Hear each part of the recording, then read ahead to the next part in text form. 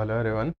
आज अपन स्टार्ट करने जा रहे हैं आरबीई के जो लाइव मॉक होते हैं 28 नंबर का उसके मैथमेटिक्स सेक्शन का सॉल्यूशन। तो बहुत सारे लोग जैसे रिक्वेस्ट कर रहे थे, तो फिर जैसे मैंने सोचा कि बना देते हैं एक वीडियो। स्टार्ट करते हैं बिना किसी टाइम को वेस्ट किए हुए। पहले क्वेश्चन से देखिएगा। एक सेकंड बस। ये ठीक है। पहले क्वेश्चन में क्या बोला है कि एक बैग है, उसमें 1 से लेके 30 तक नंबर है। देखो हर एक क्वेश्चन को अपन एकदम कंसेप्चुअल तरीके से समझेंगे कि क्या उस क्वेश्चन में पैटर्न है, कैसा उसके आसपास के कुछ चीज़ें हैं, एक्स्ट्रा भी जो बताना होगा वो मैं सब बता के चलूँगा। तो बिल्कुल भी ये जैसे दिमाग में मत रखिएगा कि 10-15 मिनट में जल्दी से करवा के निकल जाओ, स्पीड दिखाओ, वो सब नहीं होगा। एकदम अपन एनालिसिस का यही होता है कि डिटेल्ड एनालिसिस करें, समझें चीज़ों को अच्छे से, ठीक है? तो अगर आपकी ये है इच्छा कि हमको जैसे ट्रिक्स मिल जाएँ, हम देखते ही टिक कर दें, वो सब बिल्कुल नहीं होगा भैया, ठीक है? अच्छे से देखते हैं, सारी चीज़ों को समझते हैं, स्टार्ट कर लेते हैं। एक बैग है, उसमें 1 से लेके 30 तक नंबर हैं। एक बॉल इनमें से निकाली गई है रैंडमली। भाई प्रोबेबिलिटी काफ़ी इंपॉर्टेंट बन गया है टॉपिक अभी जैसे फेज़ एक्स वाले एग्ज़ाम वगैरह के बाद में। तो अच्छे से कर लेना जैसे इन चैप्टर्स को। अब ये क्या बोल रहा है कि प्रोबेबिलिटी क्या होगी कि नंबर जो बॉल के ऊपर है वो 4 या 6 से डिविजिबल हो। इस चीज़ का क्या है कि भई 4 से डिविजिबल हो या फिर 6 से डिविजिबल हो तो भी चल जाएगा।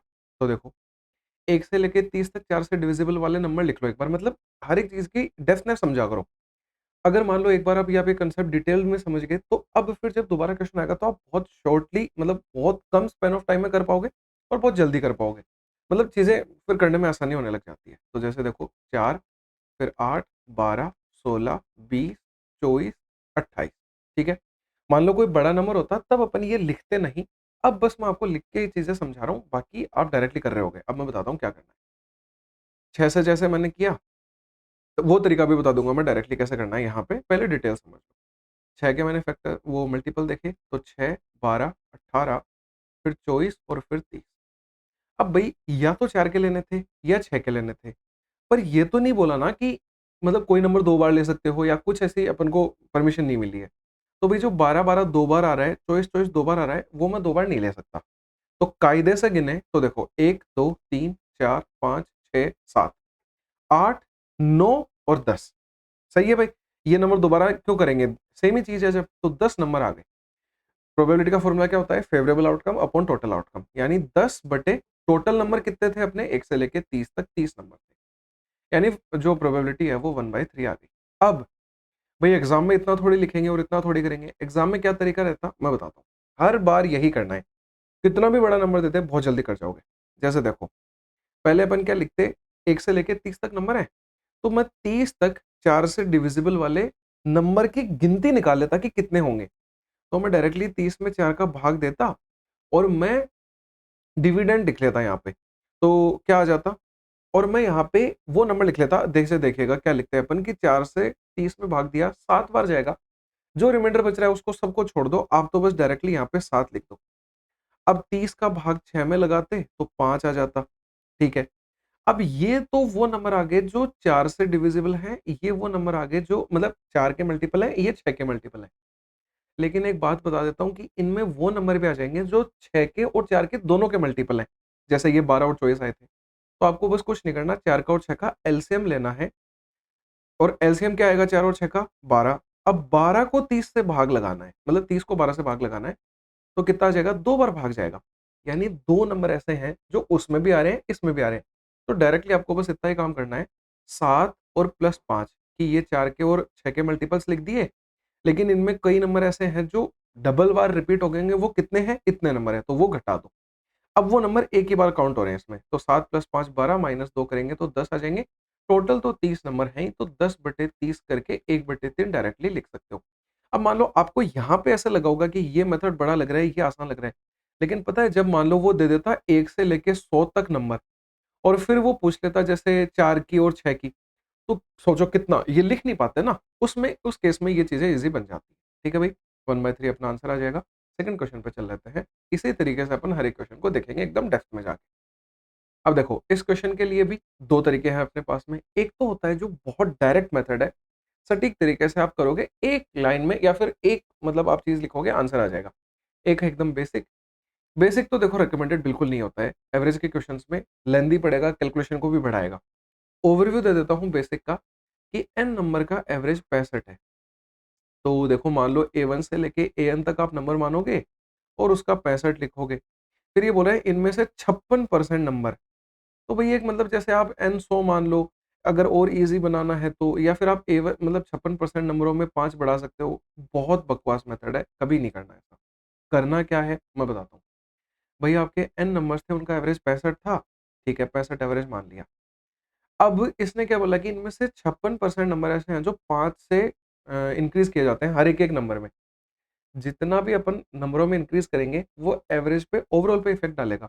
तो भई 56% नंबर है, तो आप 56% वगैरह इंक्लूड भूल जाओ। आप तो बस ये मानो कि कोई 56 नंबर हैं, उनको 5 से इंक्रीज़ किया जा रहा है।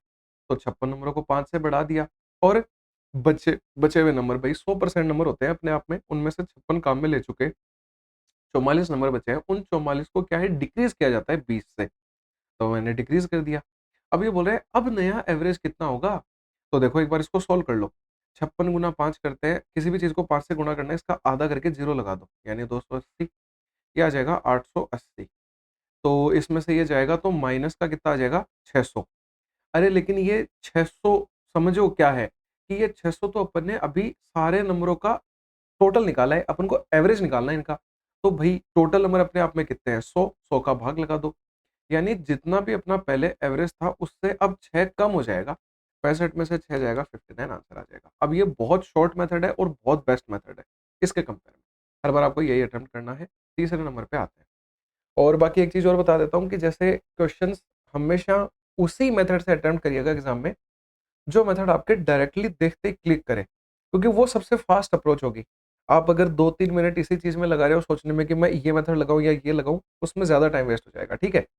और बाकी प्रैक्टिस लेकिन आप इस हिसाब से करनी है कि आप एकदम बेस्ट मेथड जानो किसी चीज़ का, ताकि फिर एग्ज़ाम में वही चीज़ें हिट कर रही हों। ऐसा होता है, ठीक है? अब ये तो बहुत ईज़ी क्वेश्चन है, एकदम बेसिक चीज़ें हैं इसमें तो कि number of days to finish the work by A is double that of B. तो ए और बी के अंदर डेज़ की बात कर रहा है कि ए डबल दिन लेता है बी से। और नंबर ऑफ डेज़ जो सी है वो आधे लेता है बी से। तो अब देखो आधा करेंगे तो थोड़ा मुश्किल हो जाएगा। तो इसको 2 बना दो, इसको 4 बना दो, अभी भी डबल है और इसका इससे आधा है तो 1 हो गया, बेस्ट हो गया, ठीक है। अब ये बोल रहे हैं ए जो है वो 16 दिन में काम कर सकता है, बाद में आते हैं उस चीज़ पे। पहले इनकी एफिशिएंसी निकाल लो।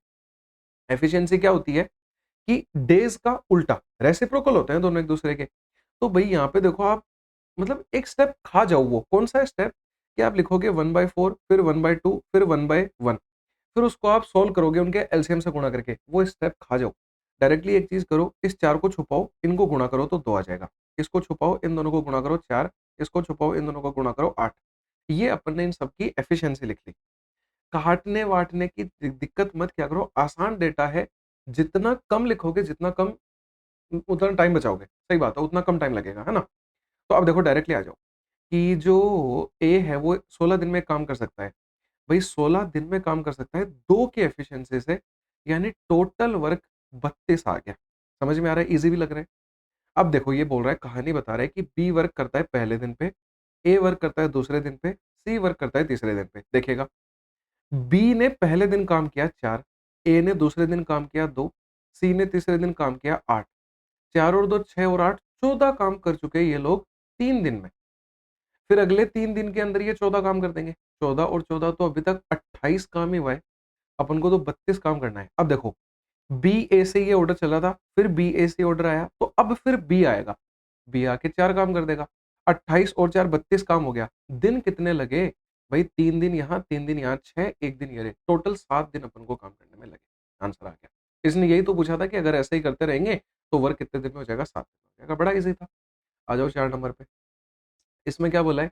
3 पर्सन है। इसमें देखो थोड़ी-सी चीज़ें समझाता हूँ कि एम-एन और पी हैं, वो सेम डायरेक्शन में रन कर रहे हैं। पहली बात तो एक चीज़ दिमाग में बिठा लो, कोई भी 2 चीज़ें सेम डायरेक्शन में जा रही हैं, तो उनकी स्पीड घटेगी। कोई भी 2 चीज़ें अपोज़िट डायरेक्शन में जा रही हैं, तो उनकी स्पीड जुड़ेगी। ये चीज़ें तो एकदम दिमाग में फिट कर लो। अब आगे आओ। भई ये सेम डायरेक्शन में भाग रहे हैं, एक सर्कुलर ट्रैक पे भाग रहे हैं, 200 मीटर का ट्रैक है। ठीक है भई, ये 200 मीटर का ट्रैक हो गया। तीनों ने यहाँ से भागना चालू किया है, पहला, दूसरा और तीसरा। एक की स्पीड 25 है, एक की 15 है, एक की 16 है। ये बोल रहा है अगर ये सेम टाइम पे स्टार्ट करते हैं, सेम पॉइंट से, तो कितनी देर बाद में ये पहली बार मिलेंगे? ये नहीं बोला इसी पॉइंट पे, स्टार्टिंग पॉइंट नहीं बोला है, कहीं भी मिलेंगे। तो देखो 2 चीज़ें बताता हूँ। ये क्या आ गया? ठीक है। तो अब देखो, अगर ये स्टार्टिंग पॉइंट पे मिल रहे होते तब क्वेश्चन कैसा बन जाता?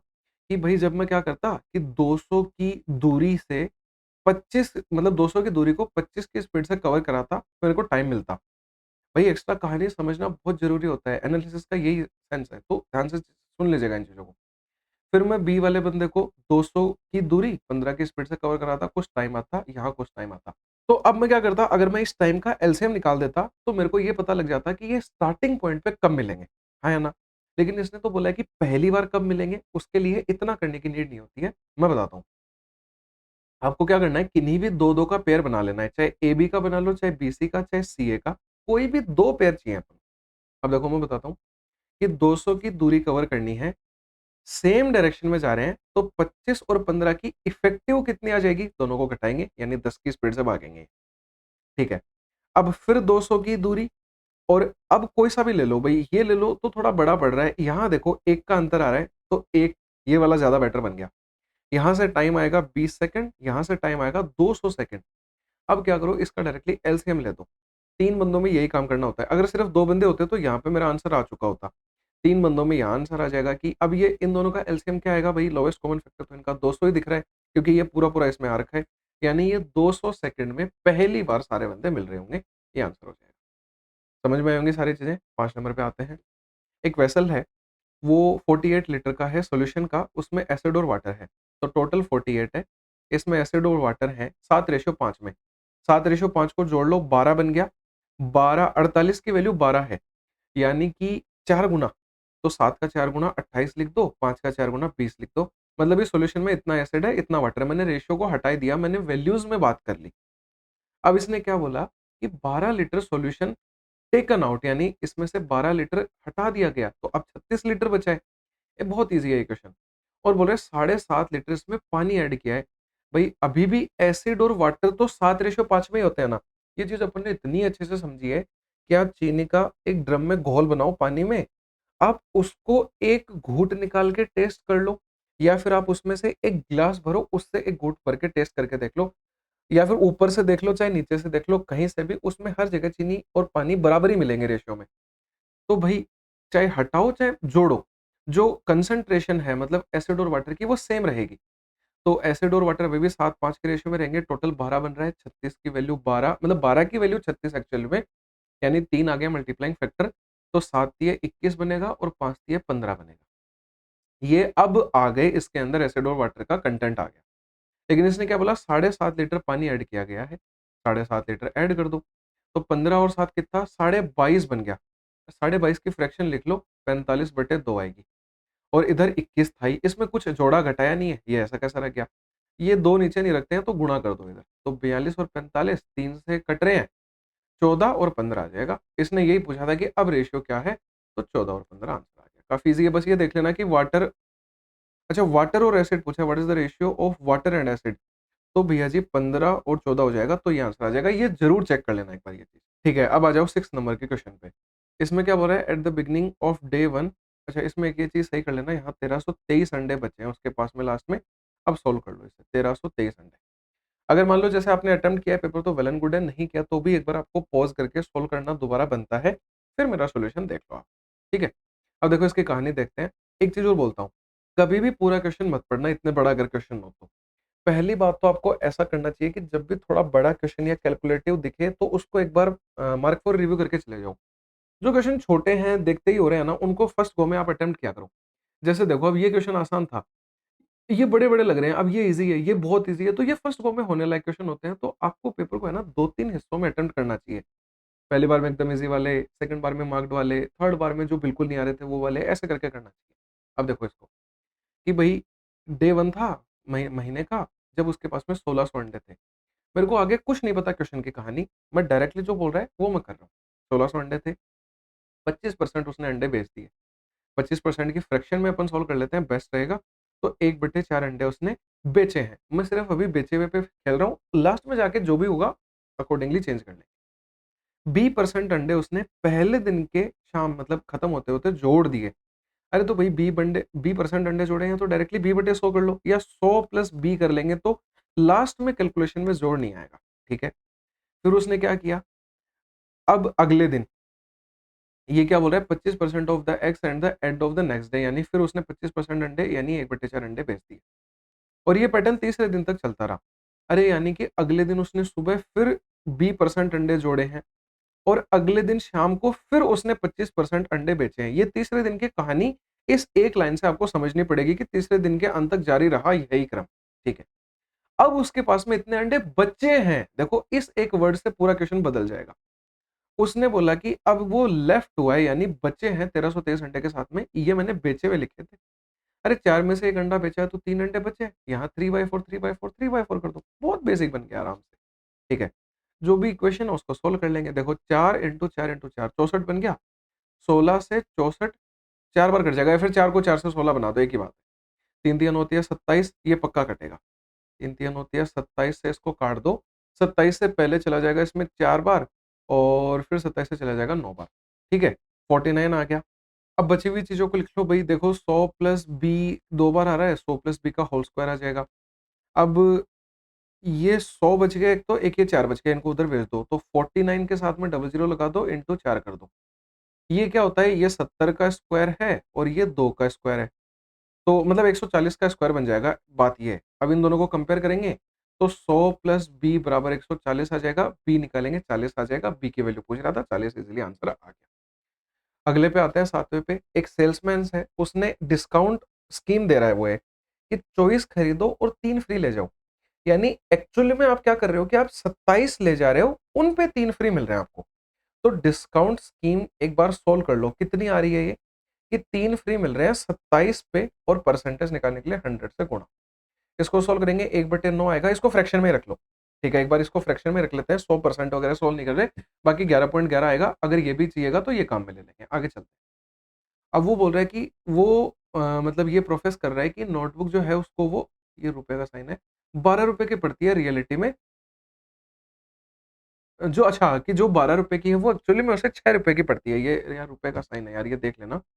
हिंदी में भी ये यहाँ 6 कर लेना, यहाँ 12 है, ठीक है। अब वो बोल रहा है डिफरेंस बताओ उसके प्रॉफिट परसेंटेज और स्कीम डिस्काउंट में। बहुत ईज़ी क्वेश्चन है, मैं बताता हूँ। परसेंटेज में करने के बजाय इसको अगर फ्रैक्शन में रखोगे तो ज़्यादा बेटर रहेगा। कि देखो, स्कीम में डिस्काउंट कितना मिल रहा है कि 1/9 यानी कि 9 की चीज़ 1 कम में यानी 8 में मिल रही है। अब नीचे आओ, देखो उसने क्या बोला कि एक्चुअली में चीज़ उसकी ₹6 की थी और दे रहा कितने में है 12 में। ये सेलिंग प्राइस, ये कॉस्ट प्राइस। अब लेकिन इसके साथ में स्कीम का डिस्काउंट भी तो लगेगा ना। तो स्कीम के डिस्काउंट में भई ₹9 की चीज़ थी यानी सीपी पे 9 आएगा और एसपी पे 8 आ जाएगा। इनको सोल्व कर लो अब। सोल्व कैसे करेंगे? इनको या तो डायरेक्टली गुणा कर लो या काट लो। इनको 3 से काट लेते हैं 3 बार और 4 बार और फिर 2 से काट लो 2 बार। पता नहीं कैसे ईज़ी सा काट दिया है मैंने। 2 से 3 बार तो ये 16 और 9 यानी ₹9 की चीज़ 16 में बेच रहा है। मतलब फ़ायदा कमा रहा है। कितना कमा रहा है? देखो यहाँ से आ रहा है ₹9 की चीज़ 16 में बेच रहा है। मतलब 7 का फ़ायदा कमा रहा है 9 के ऊपर और परसेंटेज निकालने के लिए 100 से गुणा। 1/9 की फ्रैक्शन होती है 11.11 उसको 7 से गुणा करना है यानी 77.77% का फ़ायदा कमा रहा है। ये बोल रहा है अंतर कितना है इनके प्रॉफिट्स में? पहले इतना था अब इतना है, अंतर दिख रहा है साफ-साफ 66.66% का है, आंसर आ जाएगा। बहुत ईज़ी क्वेश्चन होते हैं, बस अगर सटीक तरीके से जो-जो बोल रहा है वो लिख के करते जाओगे, ईज़ी ही लगेगा। आ जाओ 8 नंबर पे। स्टैंडर्ड डेविएशन एक डेटा का 6.4 है। स्टैंडर्ड डेविएशन दे रखा है 6.4 और बोल रहे हैं वैल्यू ऑफ ईच डेटा जो है उसको 4 से डिवाइड कर दिया जाता है, तो नए और ओल्ड वेरिएंट्स में अंतर कितना होगा? ईज़ी क्वेश्चन है, देखो मैं बताता हूँ। स्टैंडर्ड डेविएशन बराबर क्या होता है? मैंने याद करवाया था वी में वी आता है, ठीक है? तो अब पहले तो यहाँ से क्या करो कि अच्छा ये वी से वी निकालने की नीड ही नहीं है मेरे को ऐसा लग रहा है। नहीं है पड़ेगी भई। अच्छा ठीक है, क्यों लिखा मैंने? क्योंकि इसने बोला है नए वेरिएंट्स और पुराने वेरिएंट्स में क्या फ़र्क होगा? यहाँ से वेरिएंट्स निकाल लो पहले, इसका स्क्वायर करना पड़ेगा। तो वेरिएंस पहले क्या आ जाएगा 6.4 का स्क्वायर। तो इसको ऐसे कर लो 6 का 36, 4 का 16, 6 चौके 24 दूनी 48 ये आ जाएगा 4096 यानी 40.96 यानी पहले वेरिएंस तो इतना था। अब ये क्या बोल रहा है कि हर एक नंबर को 4 से डिवाइड कर दिया। इतना ही ध्यान रखना है आपको कि हर एक नंबर के साथ में चाहे वो कुछ भी डिवाइड करे या मल्टीप्लाई करे, वो नंबर का स्क्वायर मतलब उतने ही टाइम्स उसमें इफ़ेक्ट डाल देगा। तो जैसे एक्चुअली में क्या हुआ है, मैं ये बता देता हूँ कि स्टैंडर्ड डेविएशन जो है ना, ये हर एक नंबर ये 6.4 अपॉन 4 हो जाता है, मतलब स्टैंडर्ड डेविएशन में डायरेक्टली डालता है। वेरिएंस की बात करेंगे, इन दोनों का स्क्वायर हो जाएगा। 6.4 का स्क्वायर 40 96, 4 का स्क्वायर 16, भाग लगाओ इसमें एक बार, ये कितना देगा? 16 एकम नहीं, 16 दूनी 32, 89, 16 पंजे 80, 16 छींग 96, 2.56 आ गया। ये V1 मान लो पुराना, V2 मान लो नया, इन दोनों का अंतर पूछ रहा है वो अपन से। ये 0, ये 4, ये 38, यानी 38.4 आंसर आ जाएगा ये। बहुत ईज़ी है। बस मैंने क्या बोला कि मतलब स्टैंडर्ड डेविएशन में तो डायरेक्टली उतना ही डिवाइड या मल्टीप्लाई हो जाएगा, लेकिन वेरिएंस में उसका स्क्वायर हो जाता है। आसान सी बात है। ये देखो कितना ईज़ी क्वेश्चन है। बोल रहा है कि x-2 से इसको जब डिवाइड करते हैं तो इतना रिमाइंडर देता है। अरे भैया जी, यानी बात ये हो गई, अगर रिमाइंडर 0 देता ना, तब तो x बराबर अपन 2 पुट कर देते। अभी भी x बराबर 2 पुट करेंगे, लेकिन बराबर में अपन 0 नहीं लिखेंगे, मैं बताता हूँ। जैसे कि मैं ये बताना चाह रहा हूँ, समझना इस चीज़ को बहुत अच्छे से, कि पहले एक एग्ज़ाम्पल से समझ लो, कि मान लो 6x माइनस 4 है। 2/3 जो है वो इसका एक रूट है, या फिर x माइनस 2/3 से इसको भाग करते हैं तो रिमाइंडर 0 बचता है। मतलब डिविजिबल है, यानी रिमाइंडर 0 बचता है। तो x में इसमें 2/3 पुट करता, तो देखो 3 से 6 2 बार कट गए, 2 दूनी 4 माइनस 4 बराबर 0 आ जाता। पर अगर मैं यहाँ पे ऐसा बोल रहा होता कि एक रिमाइंडर बचेगा, तो इस 0 की जगह पे मेरे को 1 लिखना पड़ता रिमाइंडर के लिए। यही काम मैं यहाँ पे करूँगा कि x 2 इसको सैटिस्फाई तो करेगा, कि ये आ जाएगा हर जगह पे, अपन x की जगह पे 2 तो रखेंगे, लेकिन क्या होगा कि बराबर में मैं 0 लिखने की बजाय मेरे को 1002 लिखना पड़ेगा। ठीक है भाई, इसको सॉल्व कर लो, अब आसान सी इक्वेशन है। तो देखो क्या आएगा, भाई 8 मतलब 2 की पावर 3 होता है, यानी एक्चुअली में ये बन जाएगा 2 की पावर 3 प्लस m। क्यों? क्योंकि a की पावर b इंटू a की पावर c होता है a की पावर b प्लस c। जब बेस सेम होते हैं तो पावर्स ऐड हो जाती हैं, मैंने पावर को ऐड कर दिया। ये 8 दूनी 16 बन गया, ये 4 तिया 12 बन गया, ये 26 बन गया, बराबर 1002 है। ये बनेगा 4, ये बनेगा माइनस का 22, उधर जाके जुड़ जाएगा। तो माइनस का 22 उधर जाके जुड़ेगा तो 1024 बन गया। कितना ईज़ी क्वेश्चन बन गया आप देखो। मैंने याद करवाई हैं आपको पावर्स 2 की। ये कितनी होती है? 2 की पावर 10 होती है। इन दोनों को कंपेयर करेंगे, 3 प्लस m बराबर 10, मतलब m का मान आ जाएगा 7। हर बार आपको इस क्वेश्चन को ऐसे ही अटेम्प्ट करना है। सीखने वाली बात क्या थी बस, कि बराबर में 0 रखें या रिमाइंडर जो भी है वो रखें। m बराबर 7 आ गया, ये करेक्ट आंसर हो जाएगा। m पूछा था। आ जाते हैं 10 नंबर के क्वेश्चन पे, बहुत ईज़ी है। 7 माइनस 5 2 बनेगा, 2 गुणा 5 10 होगा। अब देखो 10 गुणा 2 पहले करेंगे तो 20 हो जाएगा, 20 माइनस 20 0 बन गया। अब 0 बन गया, तो भई देखो यहाँ भाग करेंगे तो भी 0, इधर गुणा करेंगे तो भी 0, मतलब इस बड़े वाले ब्रैकेट में सिर्फ 4 बचा है। 4 गुणा 4 कर देंगे 16, 16 इसमें से घटाएँगे तो आ जाएगा 5 और 3 53 आंसर आ जाएगा। बहुत ईज़ी था ये तो। ये आओ, ये भी बेसिक कैलकुलेशन का क्वेश्चन है। अगर अपन को फॉर्मूला पता है अपन ईज़िली कर पाएँगे।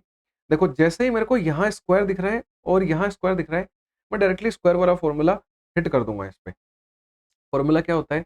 a प्लस बी प्लस, अच्छा अगर ये नहीं दे रखा होता ना, तो मैं क्यूब वाले फॉर्मूले पे भी जा सकता था, क्योंकि उसमें भी मेरे को ये और ये ट्रीट करने को मिलता है। पर यहाँ पे मैं डायरेक्टली ये स्क्वायर वाले से ही कर लूँगा। देखो क्या आ जाएगा, a square plus B square plus C square plus में 2 टाइम्स ab प्लस bc और plus C. a plus B plus C यानी 21 का होल स्क्वायर करेंगे 441 आ जाएगा। ये 255 दे रखा है। यहाँ से इसकी वैल्यू निकल के आ जाएगी। मैं लिख के टाइम वेस्ट नहीं कर रहा हूँ, आपको भी ऐसे ही करना है एग्ज़ाम में। ये इधर जाके घटा दो, ये आ जाएगा 6, यहाँ 13 में से 5 जाएगा 8, 186 आ गया। बराबर 2 गुणा समथिंग है, ये 2 इधर आ जाएगा, तो ये बन जाएगा 93 वैल्यू आ गई AB plus BC plus CA की। लेकिन ये बात तो इसकी कर रहा है, ये कैसे निकलेगा? देखो, एक बार इसको सोल्व करके आइडिया ले लो, आज के बाद में डायरेक्टली कर पाओगे। भई यहाँ से a square plus b square आएगा, -2ab को छोड़ दो एक बार। यहाँ से फिर b स्क्वायर, c स्क्वायर, यहाँ से c स्क्वायर और स्क्वायर, हर एक चीज़ 2-2 बार आ रही है। यानी 2 times a square plus b square plus c square आएगा। अब यहाँ से -2ab -2bc -2ca, तो माइनस का 2 मैंने कॉमन ले लिया और ab plus bc plus ca, यानी एक्चुअली में अपन को ये ना निकाल के ये ज़्यादा ईज़ी पड़ेगा निकालना। और इसकी तो वैल्यू है अपने पास में, कैसे है? देखिएगा कि भई 2 a square plus b square plus c square तो 255 था, और माइनस में 2, इसकी वैल्यू अभी-अभी निकाली है 93, और 93 भी मतलब लिखने की ज़रूरत नहीं थी, 2 टाइम्स की ही रख लेते, 186 डायरेक्टली आ जाती। 2 गुणा 255 करेंगे, तो आ जाएगा 510 और उसमें से माइनस करना है 186। लास्ट में 4 आएगा, यूनिट डिजिट देख लिया बस मैंने, तो ये सही हो जाएगा। अगर मान लो यहाँ 4 2 ऑप्शनों में मिलता तो थोड़ा और सोल्व कर लेते, बाकी ऐसे ही टाइम वेस्ट बचाना है। 12 नंबर पे आओ। क्वार्टाइल डेविएशन डेटा सेट का 30 दे रखा है और नया क्वार्टाइल डेविएशन पूछ रहा है। अगर 20 से मल्टीप्लाई कर दिया जाता है हर एक टर्म को। क्वार्टाइल डेविएशन में याद रखो, जितना भी मतलब जैसे देखो स्टैंडर्ड डेविएशन के अंदर जो चीज़ होती है ना कि जितना भाग करेंगे उतना भाग, जितना मल्टीप्लाई करेंगे उतना मल्टीप्लाई। वेरिएंस में उसके स्क्वायर में चली जाती हैं चीज़ें। क्वार्टाइल डेविएशन भी सेम स्टैंडर्ड डेविएशन की तरह होता है, सेम इफेक्ट डालेगा। यानी कि 20 से मल्टीप्लाई हो जाएगा, मतलब टोटल 600 हो जाएगा। अब इसने अगर ये पूछा होता कि कितना चेंज हुआ, तब मैं डिफरेंस लेता या फिर परसेंटेज निकालता, पर इसने बोला है कि नया कितना हो जाएगा, तो 600 हो जाएगा, 600 आंसर है। ठीक है भाई, आगे आ जाओ। एक सम है, ये बेस्ट क्वेश्चन है, इसमें एक चीज़ सीखने को मिलेगी आपको कि भई डायरेक्टली अपन रेशियोज़ को कैसे ट्रीट करते हैं।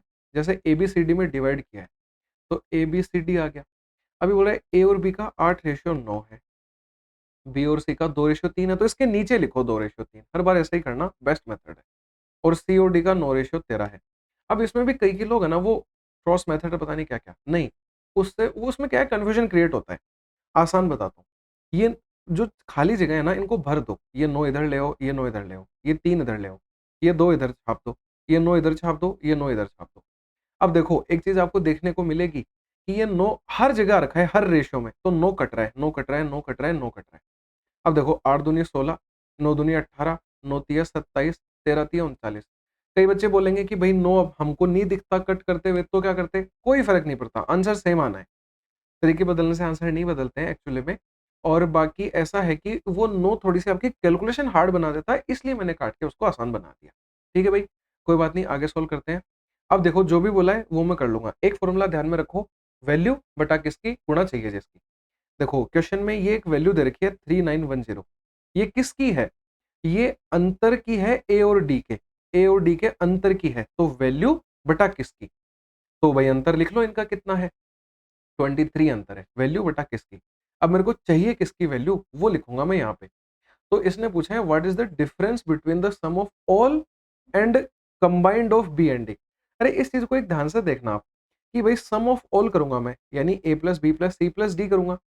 और ये बोल रहा है बी और डी करो फिर आप, और इनका अंतर बताओ। अरे तो बी और डी तो कट ही जाएँगे ना, तो सिर्फ ए और सी को जोड़ना है। तो ए और सी को जोड़ लो डायरेक्टली। तो 7 और 6 13, 43 आ गया, 43 की वैल्यू निकालनी है। अब कई बच्चे पहले इन सबको जोड़ेंगे, फिर उसमें क्या करेंगे बी और डी को जोड़ेंगे, फिर वो घटाएँगे। किस लिए करना है इतना? डायरेक्ट ही आ रहा है। कटेंगे भई पक्का, एग्ज़ैक्ट आंसर दे रखे हैं तो, काटो भई। ठीक है, 23 से कटेगा एक बार, फिर बच गया 16, तो 161 आएगा, फिर 7 बार कटेगा। 17 को 43 से गुणा करना है, 0 आ गया, 17 तिया 51, 17 चौके 68 और 5, 68 और 5 73, 7 3 1 0 आंसर आ जाएगा। बाकी इसमें अपन वो भी लगा सकते थे शायद डिजिटल सम, एक बार देख लेते हैं यहाँ पे कैलकुलेशन के बाद में। भई देखो कैसे लगाएँगे, 3 और 2 का 5 होता है, और 9 तो हट गया, 3 और 1 का 4 होता है, 4 और 3 का 7 होता है, 28, 28 का 1 बन जाएगा, 1/5। 5 को हटाने के लिए 2 से गुणा और भाग करते हैं, यानी डिजिटल सम में 2 होना चाहिए था। लेकिन यार पता है इसमें दिक्कत आएगी एक डिजिटल सम में कि ये ऑप्शन और ये ऑप्शन देखो सारे सेम है, बस डिजिट्स घुमाए हुए हैं। तो फिर तो मुश्किल है भई, ये रहने देना डिजिटल सम, ये कर लेना, ठीक है? बाकी 7 और 1 8 और 3 11 का डिजिटल सम तो 2 और 2 दोनों में आ रहा है, तो फिर कौन-सा टिक करेंगे, वो तो गलत पड़ जाएगा। आसान कैलकुलेशन है, कट रहा है इज़िली, तो कर सकते हैं, कोई बड़ी बात। ठीक है भाई, अब आ जाओ 14 नंबर पे, ये भी ठीक क्वेश्चन है, इसमें भी आपको मैं 2 मेथड बता देता हूँ। एक तो एकदम बेसिक है, और दूसरे वाला भी मतलब एक्चुअली में उस बेसिक से ही निकला है, उसी चीज़ को अपन शॉर्ट ट्रिक का नाम दे देते हैं। वैसे है आसान बहुत दोनों ही। देखो भाई पहले बेसिक जान लेते हैं कि इसने तो ₹4300 इन्वेस्ट किए हैं, इसने 8400।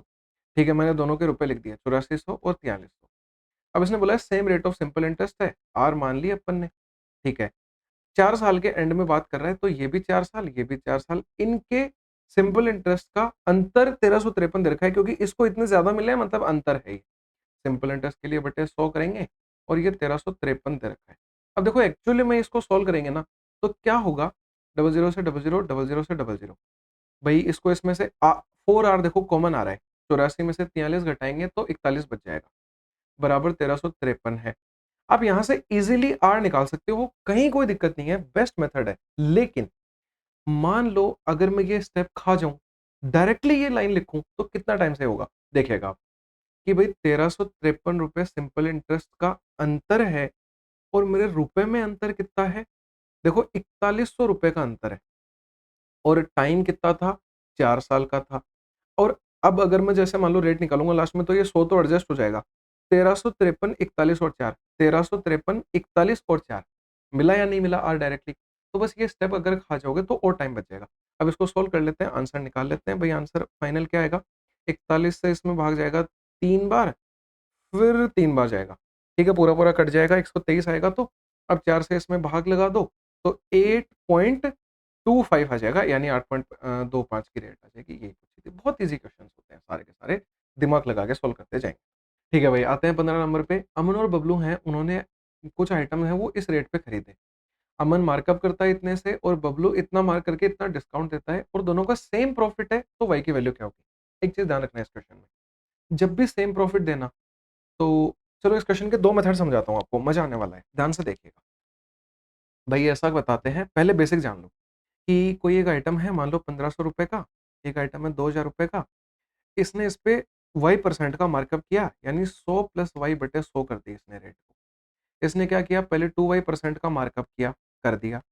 फिर इसने क्या किया, y% का डिस्काउंट भी दिया, दे दिया। अब जो भी प्रॉफिट हुआ है वो बराबर है। यहाँ से ईज़िली आप सोल्व करके y निकाल सकते हो। ईज़िली तो क्या, थोड़ा-सा बड़ा जाएगा, क्वाड्रेटिक बनेगी, मुश्किल पड़ेगा। इससे ज़्यादा बेटर मेथड बताता हूँ। एक एग्ज़ाम्पल से समझ लो।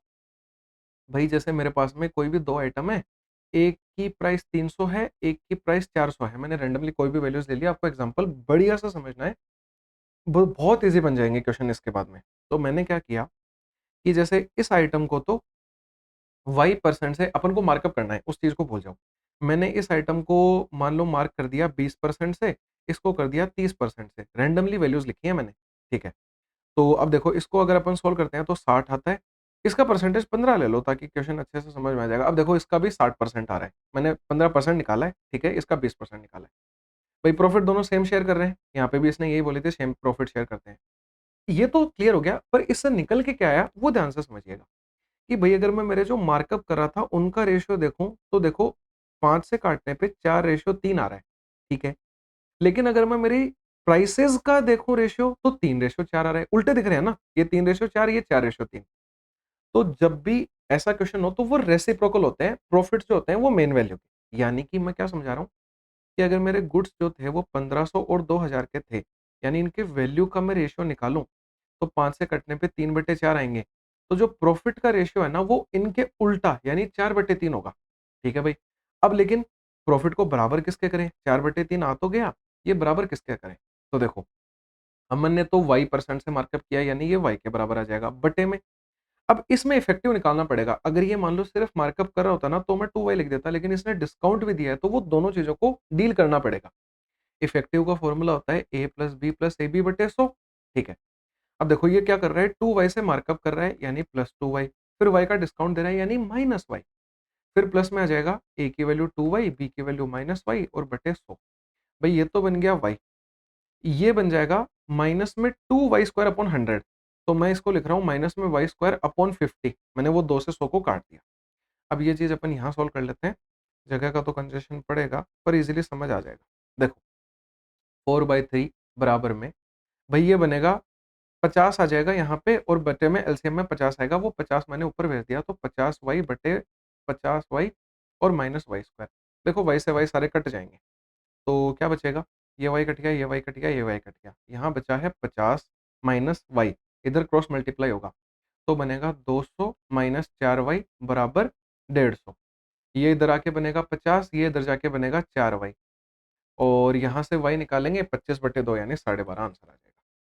मतलब बेस्ट मेथड था। इसके कंपेयर में तो लाख गुना अच्छा है ये वाला मेथड। डायरेक्टली आपको बस ये रेशियो लिखना होता है। इतना तो मैंने समझाया है आपको। आप ये रेशियो लिखोगे, इनका इफेक्टिव लिखोगे, अगली लाइन में आपका आंसर आ जाएगा। इतना सा ही काम करना है। चल लेते हैं 16 नंबर पे। पी और क्यू 2 सेंटर हैं, 2 सर्कल के जिनकी रेडियस इतनी-इतनी दे रखी है। भई एक सर्कल है जिसकी रेडियस है 8, एक छोटा सर्कल है जिसकी रेडियस है 5।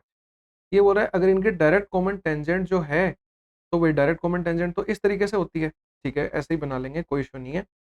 ये बोल रहा है ये सर्कल मतलब मीट करती है पीक्यू को एक्सटेंड कर देते हैं अगर ए तक। ये सेंटर इसका P था, इसका Q था, इसको एक्सटेंड करते हैं तो A पे मिलते हैं ये, ठीक है?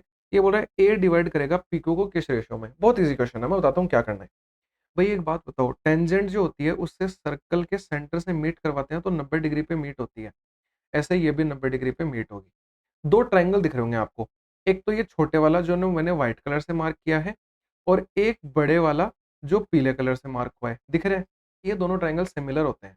कैसे होते हैं या हैं कैसे? कि भई देखो ये एंगल दोनों में कॉमन है और यहाँ एंगल 90 यहाँ एंगल 90 तो एंगल प्रॉपर्टी से ये सिमिलर होते हैं। अब कौन-कौन से ट्रायंगल सिमिलर हैं?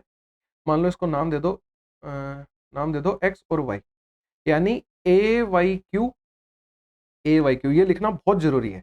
ये सिमिलर है ए एक्स पी के।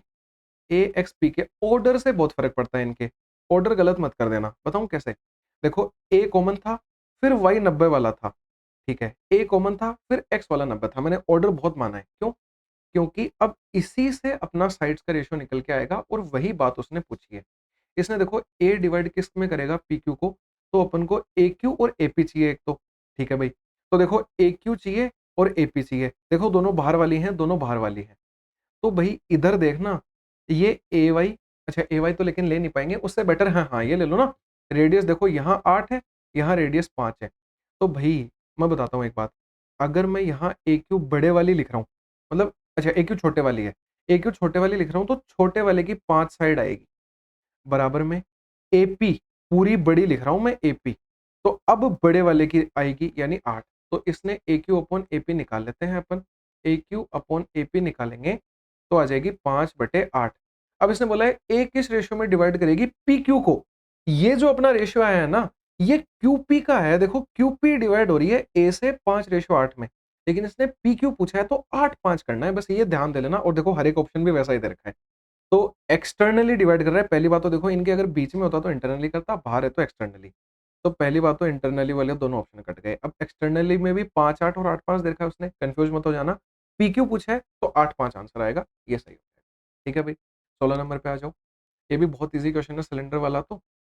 करना क्या है कि एक सिलिंड्रिकल टैंक है जिसकी रेडियस 14 दे रखी है, ये पानी का फुल भरा हुआ है। ठीक है भाई, यहाँ तक भरा हुआ है पानी का। अब ये बोल रहे हैं इतना लीटर पानी बाहर निकल जाता है तो वाटर लेवल कितना कम होगा? भाई जितना पानी बाहर निकला है उतना वाटर लेवल कम होगा। बराबर कर दो वॉल्यूम को। सिलेंडर की वॉल्यूम क्या होती है? पाई आर का स्क्वायर इंटू एच यानी हाइट। अब बराबर में भई ये वॉल्यूम जितना पानी निकला है उसी के बराबर तो होगी ना? ठीक है, तो निकला कितना है? 6776 लीटर। लेकिन जब इसको वॉल्यूम में बदलते हैं ना तो 1 लीटर 1000 मीटर क्यूब के बराबर होता है। तो इसको 1000 मीटर क्यूब से गुणा कर दो। मीटर क्यूब लिखने की नीड नहीं है, इसको सॉल्व करो। आसान है। 7 से 14 2 बार कट गया। अब ये सब कट जाएगा, 7 और 6 13, 13 ये 11 से कट रहा है। तो या फिर 22 से डायरेक्टली काट लो। 22 तिया 66, 17 बचा, 0 आया, 176 के लिए 8 आ जाएगा। अब 28 से काट लो। 28 से 1 बार और फिर 28 से 1 बार। तो हाइट बराबर 11,000 लेकिन ये किस में आई है? सेंटीमीटर में। मेरे को मीटर में चाहिए, तो मैं 11,000 को 100 से डिवाइड करूँगा, 110 आ जाएगी, ये मेरी हाइट आ गई। बहुत ईज़ी क्वेश्चन्स हैं सारे, ठीक है? 18 नंबर पे आओ, ये भी आसान है, डायरेक्टली सिम्प्लीफाई करना है। ऐसे क्वेश्चन्स में 2 ही तरीके होते हैं, या तो आप क्या करो इसमें कि वैल्यू रख लो, लेकिन अगर मान लो कोई वैल्यू पुट नहीं कर पा रहे हो, तो डायरेक्टली भी सॉल्व कर सकते हो।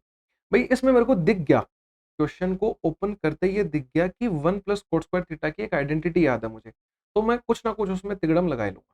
देखो कोट की पावर 4 थीटा बराबर में 1 प्लस कोट स्क्वायर थीटा होता है कोसेक स्क्वायर थीटा। इनको सोल्व कर लो। कैसे करेंगे? कोट थीटा होता है cos theta upon sine theta, यानी कोस की पावर 4 अपॉन साइन की पावर 4 आएगा।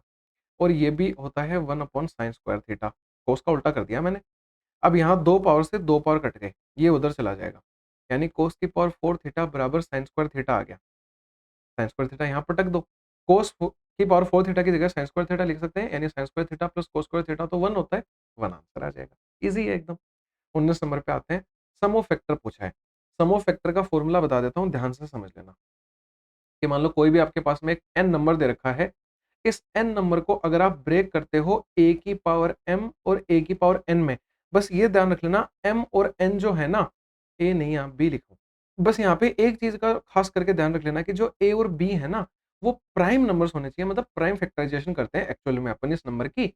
अब सम ऑफ फैक्टर क्या हो जाता है कि a की पावर 0 से लेके a की पावर m तक लिखो, b की पावर 0 से b की पावर n तक लिखो, उनको गुणा करते हैं तो टोटल सम ऑफ फैक्टर्स आ जाता है। बेस्ट मेथड होता है ये निकालने के लिए। तो भाई 3240 है, पहले तो इसको ब्रेक करो, और ब्रेक भी प्राइम फैक्टराइजेशन कभी मत करना, डायरेक्टली मेथड से अप्लाई करनी है। इसको ब्रेक कर दो 324 इंटू 10 में, 324 होता है 18 का स्क्वायर होता है, तो चलो 18 का स्क्वायर ही लिख दो। अब 18 क्या होता है 9 गुणा 2, और 9 क्या होता है 3 का स्क्वायर। तो मतलब ऐसे लिखो 18 को लिखो 9 गुणा 2 का स्क्वायर, 9 होता है 3 का स्क्वायर यानी 3 की पावर 4 बन जाएगी एक्चुअली में, 2 का स्क्वायर बन जाएगा एक्चुअली में। 10 को भी लिख सकते हैं 2 गुणा 5 यानी एक्चुअली में 2 का क्यूब आ गया और 5 की पावर 1 आ गई, यानी इसका प्राइम फैक्टराइजेशन बन गया 3 की पावर 4, 2 की पावर 3 और 5 की पावर 1। अब मैंने क्या बोला ऐसे लिखना है, लिखते हैं भाई। पहले 2 की पावर 0 आएगी, फिर 2 की पावर 1, 2 की पावर 2, 2 की पावर 3। मान लो कोई पूछेगा कि भई इसके अलावा और कोई मेथड है क्या? ये तो बहुत बड़ा पड़ रहा है। तो नहीं है, आसान है सबसे ज़्यादा यही, और कर सकते हैं, कोई बड़ी बात नहीं है। हाँ, है दूसरा मेथड कर लो, किसी को करना है तो सारे फैक्टर निकाल लो और उनको जोड़ के बता दो। देख लेना आपके मतलब पेपर कर रहे होगे या फिर यही अटेम्प्ट कर रहे होगे। यहाँ से डायरेक्टली आ जाएगा 3 की पावर 0, 3 की पावर 1, 3 की पावर 2, 3 की पावर 3, 3 की पावर 4। बाकी ऐसा है कि ये स्टेप खा के डायरेक्टली लिख सकते हो ये वैल्यूज़, ताकि थोड़ा कम टाइम लगेगा। 5 की पावर 0 और 5 की पावर 1 भी आ जाएगा। सॉल्व कर लो इसे। किसी भी चीज़ की पावर 0 1 होती है। ठीक है? ये 2 आएगा, ये 4 और ये 8 आ गया। 8, 4, 12, 13, 14 और 1 15। यहाँ से डायरेक्टली लिख लेते हैं 1 और प्लस 3 प्लस 9 प्लस 27 और प्लस 81। तो ये कितना आ जाएगा? ये देखो 9 और 3 12 और 1 13, 13 और 27 40 बन गया, 120 और 121 बन गया, और ये बन जाएगा 5 और 1 6। ठीक है भाई, इनको गुणा कर लो, 15 6 के 90। अच्छा डायरेक्टली कर सकते हैं ना, 90 का मतलब 9 आना चाहिए डिजिटल सम, एक बार जाके चेक करो, इसमें नहीं आ रहा, इसमें नहीं आ रहा, इसमें भी नहीं आ रहा, इसमें आ रहा है, यही आंसर है। बाकी इसको पूरा सॉल्व करके देखोगे तो भी वही आ जाएगा, टाइम वेस्ट करके कोई फायदा नहीं। ठीक है भाई, आगे आ जाते हैं। एचसीएफ पूछा है, ये भी बहुत ईज़ी आसान पेपर है, मतलब इतना मुश्किल नहीं है आज का पेपर। देखो इसको क्या करो, ब्रेक कर लो यहाँ पे। 9 को क्या लिख सकते हैं? 9 को लिख सकते हैं 3 का स्क्वायर, और यहाँ पे भी ब्रेक कर लो, 3 की पावर 38, 9 को लिख सकते हैं 3 का स्क्वायर। अब क्या करो, इसमें से 3 का स्क्वायर कॉमन आ रहा है, बिल्कुल निकाल लो, कोई दिक्कत ही नहीं है। 3 का स्क्वायर कॉमन निकालेंगे, 3 की पावर 27 बचेगा -1। यहाँ से भी 3 का स्क्वायर कॉमन आ रहा है, 3 की पावर 36 -1। अब एचसीएफ लेना है, तो भई ऐसा करो, देखो 3 का स्क्वायर तो एचसीएफ में आएगा ही आएगा। अब इन दोनों नंबरों का एचसीएफ के लिए क्या करो, पावर्स का एलसीएम ले लो, सबसे बेस्ट यही रहेगा। पावर का एलसीएम लेंगे तो ये 9 गुणा 3 होता है, ये 9 गुणा 4 होता है, एलसीएम 9 आ जाएगा। Sorry HCF. तो 3 की पावर 9 माइनस 1 ये आ जाएगा एचसीएफ के अंदर। अरे मतलब ये होता है जैसे 3 की पावर 27 माइनस 1 की पावर 27 होता है ये। तो अपन ने वो वाला फॉर्मूला लगाया, सबको पता है, बेसिक चीज़ है ये तो। अब एचसीएफ निकालना है, ऐसे इसने ऑप्शन नहीं दे रखे हैं, इसने अंदर गुणा कर रखा है हर एक में, गुणा कर दो। 3 का स्क्वायर इसके साथ गुणा होगा, अभी-अभी पीछे आइडेंटिटी बता के आया था कि जब बेस सेम होते हैं तो पावर ऐड हो जाती है मल्टीप्लाई में। यानी 3 की पावर 11 माइनस 3 का स्क्वायर 9, 3 की पावर 11 माइनस 9 यहाँ।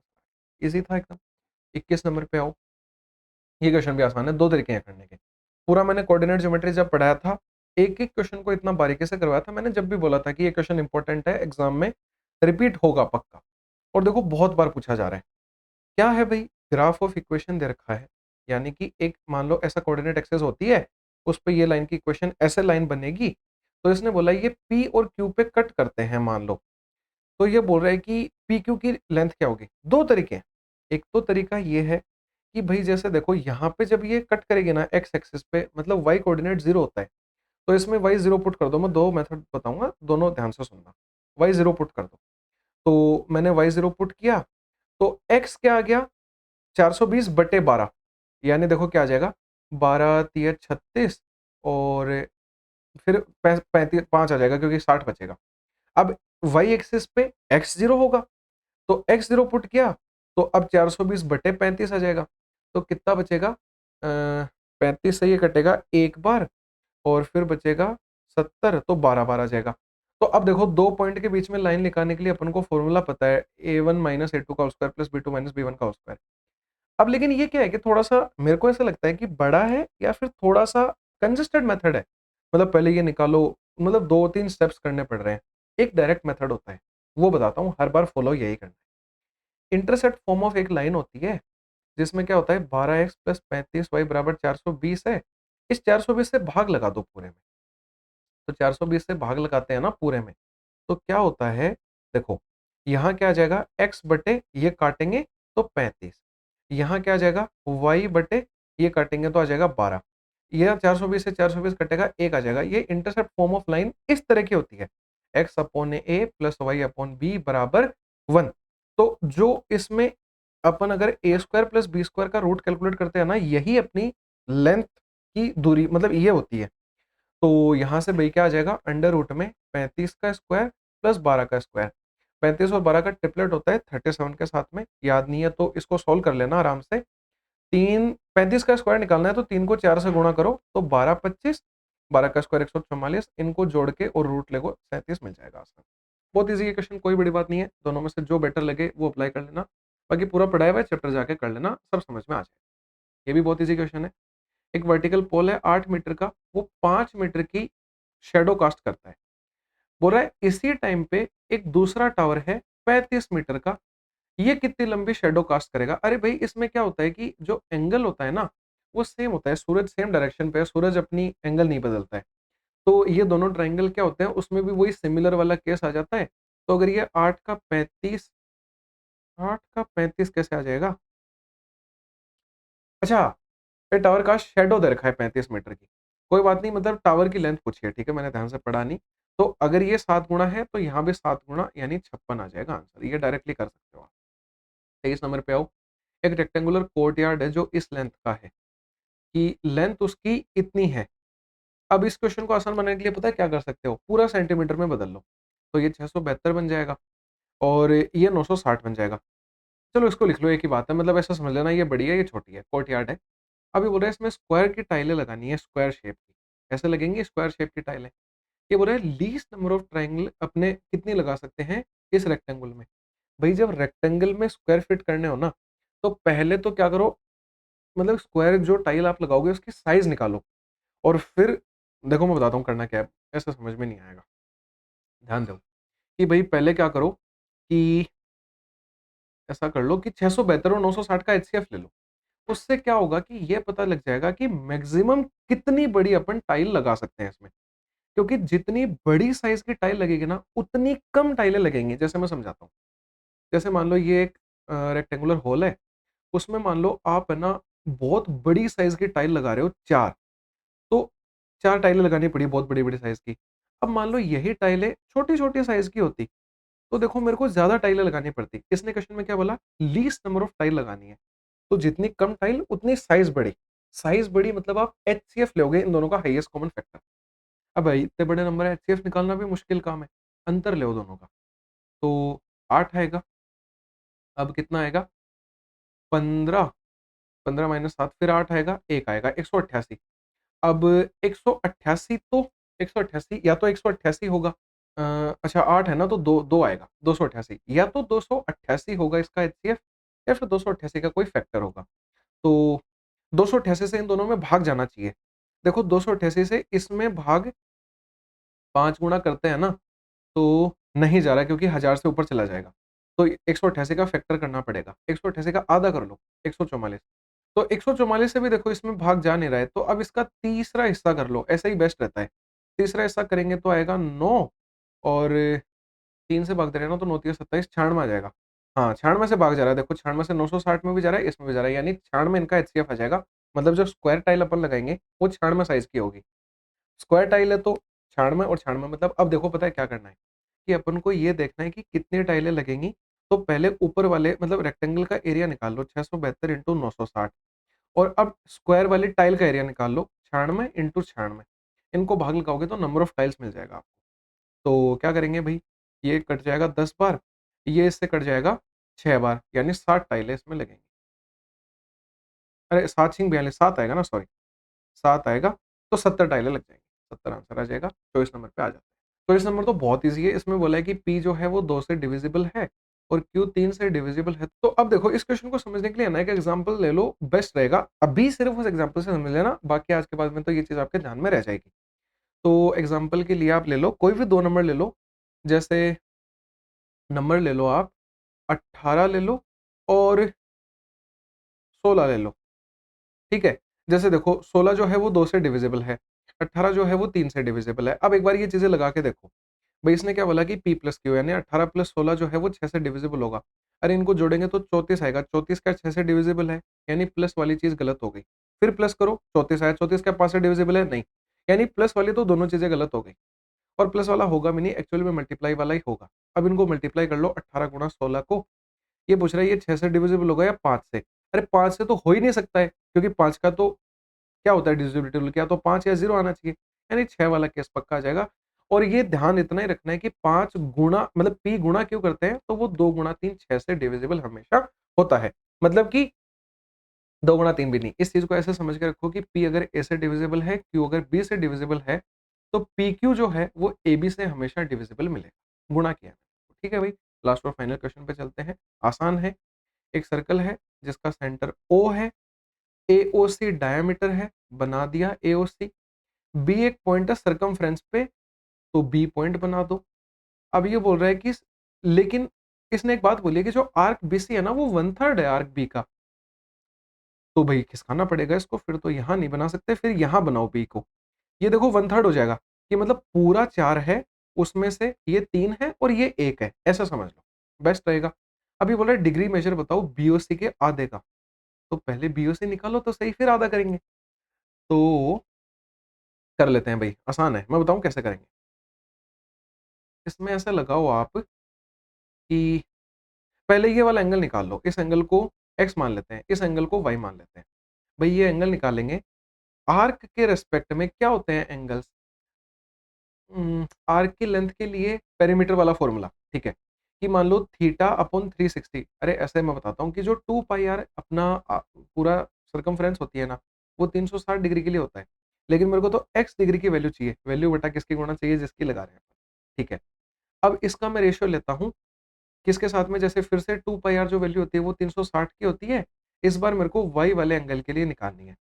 अब इन्होंने साइज़ का रेशियो दे रखा है, ये 3 है, ये 1 है। अरे ये पूरा कट जाता है, तो आज के बाद में ध्यान रखना कि जो एंगल है, जो रेशियो है, उसमें हमेशा चीज़ें कट जाएँगी। तो चाहे एरिया होता, चाहे सर्कमफेरेंस होती, चाहे आर्क होता, ये सब कट ही जाते हैं। यानी x और y का रेशियो भी 3:1 आ गया। ये एंगल्स हैं 3:y। भाई पूरा एंगल 180 होता है।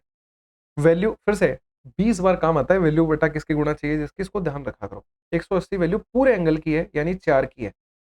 मेरे को चाहिए किसकी? बीओसी का आधा चाहिए। बीओसी y था, y का आधा चाहिए मेरे को तो कैसे निकालेंगे? y मतलब 1, 1 का आधा यानी 1/2। ये 8 बनेगा, 8 से इसको भाग देंगे, 8 दूनी 16, 2 से ऑप्शन ए ही दिख रहा है, 22.5 टिक कर दो। अगर 2 से कोई सा और होता तो मैं पूरा सॉल्व करता। जितना जल्दी टिक करोगे उतना टाइम सेव कर लोगे। इस तरीके से आज का अपना पूरा पेपर खत्म होता है और बाकी जो भी अपन है वो चीज़ें देख लेंगे। ये सारी चीज़ें प्लेलिस्ट वगैरह जाके चेकआउट कर लेना। मिलते हैं अगले वीडियो में, तब तक के लिए बाय बाय, टेक केयर।